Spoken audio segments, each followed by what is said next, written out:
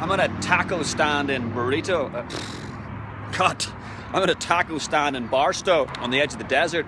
I'm just having my car looked at. Cadillac needs 2 new rear tires. We blew a tire in the desert yesterday, which was kind of cool. It was kind of scary. The engine kind of overheated a little bit as well because we've got a big drive today, and we're also going to try to go back to the desert because we weren't able to. We're supposed to film a piece, the Baghdad Cafe. I'm also on my iPhone because I didn't bring my camera with me. This is like Barstow Main Street. Barstow was pretty quiet in general. Maybe get a photo of the car there. You haven't even seen the car yet. So excited. I did a bit of work, did a bit of polish this morning. All good. This is pretty cool. It's good to be here even though things are kind of a little bit difficult at the moment.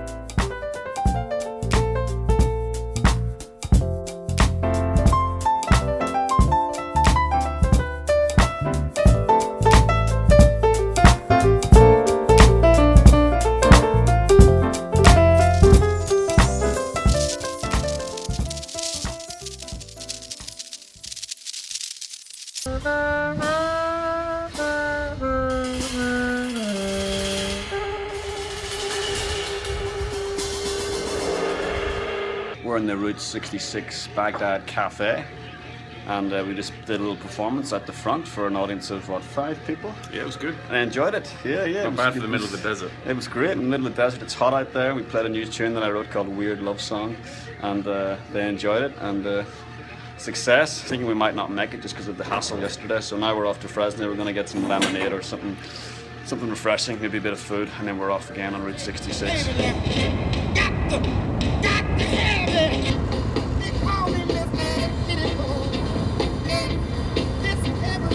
Hell of 9 yes around.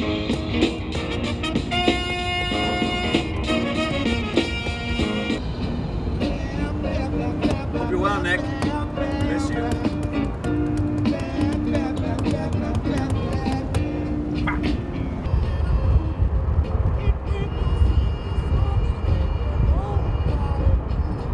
I may get like some kind of legal sort of action from the police for using my horn on the highway unnecessarily, but this has got a pretty deep sounding horn. Now let's wait till this truck right beside me let's clear this truck.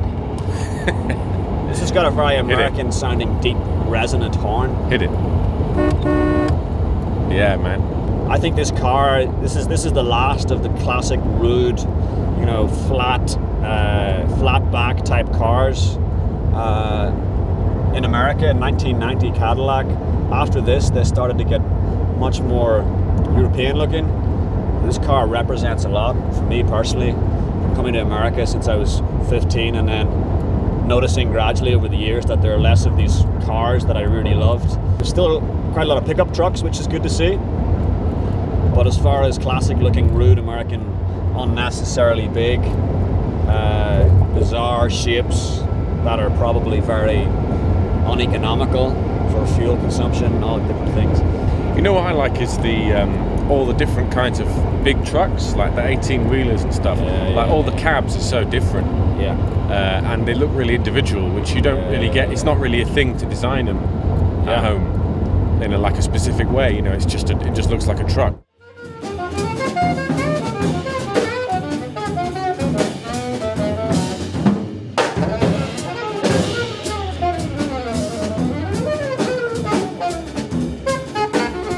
Richard, I'm here in Fresno. Whereabouts are we? What's Joller. Richard Gibbs, we just played a gig. Richard is a brilliant bass player, born in Fresno, worked with so many good people. Roy Hargrove, Robert Glasper. We went to college together. With Robert? Yeah. Yeah, fantastic. Arturo Sandoval was my first gig ever. Are you serious? I was a freshman in high school. Oh man. He came to town. Yeah. Richard's got an amazing story. Moved to New York, studied in New York, worked the scene, and then joined Stomp. Yeah, take that. There you go. Take that. Oh, what's that? Starbucks card. I don't want your Starbucks card. That's cool, man. Alright, well, thank you. No, you enjoy that. Thanks. Yeah. Now you're back in Fresno. How would you describe the scene on the West Coast, the jazz scene on the West Coast? I'm in LA a few times a month, and I love the creative scene there. Everyone's writing really beautiful music and amazing music, and there's a big there's a great supportive community in Los Angeles, which is incredible. Yeah. I mean, I grew up in Fresno, and I've been back here for almost 3.5 years, almost 4 years now. I'm trying to bring to Fresno what I didn't have as a kid, which is performing artists coming from other places. Yeah. Well, like, I mean, one of the things that, you know, that's helped me young people get into jazz now is that I think we're in an era where there's a lot of crossover in jazz, and I think, like, you know, this vlog is kind of about jazz and underground hip hop and how that's coming together. You know, I work in hip hop as well, and you've worked with Robert Glasper, and you know Robert, and he's, over the past few years, he's one of the best examples of people who have crossing over. You listen to hip hop yourself? I do. What attracts jazz musicians to hip hop? Because I mean, I've always loved hip hop, and most of the jazz musicians I know are into hip hop, are big hip hop fans, and the crossover for me seems natural. Not necessarily for everyone, but you know. I mean, I fell in love with hip hop through.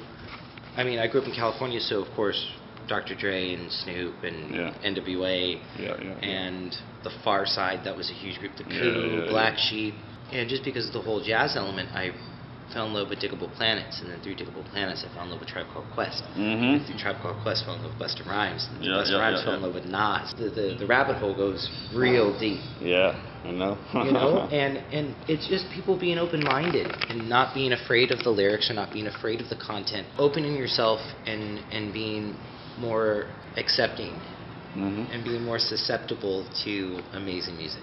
I'm not a lyrics guy. Like, even to this day, there's records that I've had in my car for years and years that I just know the melodies to, or you know, I don't know every single lyric to. You know, to Jailbreak from Thin Lizzy. Thin Lizzy's one of my favorite bands. You know, and I always have Thin Lizzy in the car. I always have Tom Petty in the car. I always have Nas in the car. I always have Tribe in the car. I always have Peter Gabriel in the car. You know, but do I know every lyric? No, but it's the feeling and it's the intent. I wish that I was a lyrics guy. I mean, I'm to the point that if I'm watching television, I have the subtitles on, but call me old, but at least I'm understanding everything that's going by, because I'm usually attracted to the sound, the timbre. Me too. And, you know, the infectious qualities, you know, where some people are completely attracted to the lyrics. I know. And the lyrics are usually the last thing for me, and then you listen to a song, you're like, holy shit, that's what they're talking about. You know? And sometimes you agree with it, and sometimes you don't, lyrically, but if the groove is speaking to you, then that's the most important part, I think. Yeah, I agree with you on that, for sure. It's been great playing with you and hanging out, and I hope we can do it again soon. Oh, I'd fucking love it. So I'll see you soon. Peace out, and say hi to the watchers of the MOBO YouTube channel. Richard Gibbs. David Lyttle.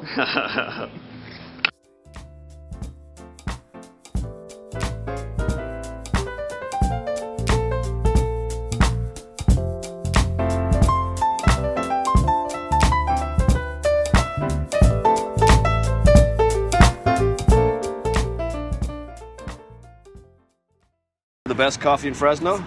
Right across the street from Fresno High School. Fresno High School, is that where you went? No, I went to Performing Arts High School. All right. Okay. Fresno High School, did you say that Cher studied there? Cher went to school there. Oh, okay. Let's go check it out.